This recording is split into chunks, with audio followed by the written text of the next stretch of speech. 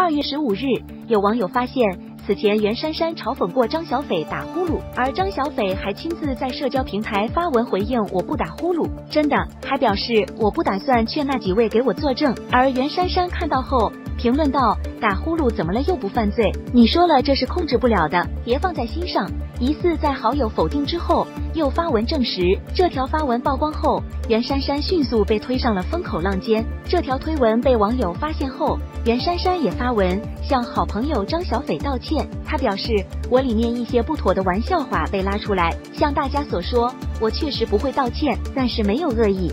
现在看来是我的不妥，没有掌握好分寸，并支持了张小斐主演的电影《你好，李焕英》，还表示我打呼噜最大声，世界第一。但他评论区有好多网友不买账，网友表示，别人觉得不好笑就是不是玩笑，人家发澄清，你还去说人家打呼噜，那就是你没跑了。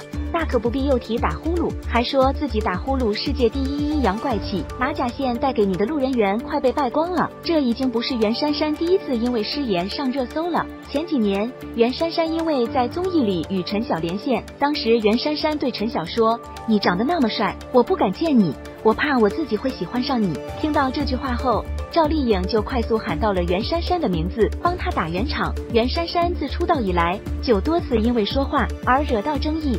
她近期在综艺节目里的热度也非常高，还是多多的期待她的作品吧。张小斐近期因为主演电影《你好，李焕英》备受关注，而她的演技也被观众所看到。无论他们两人私下是什么关系，作品还是最重要的。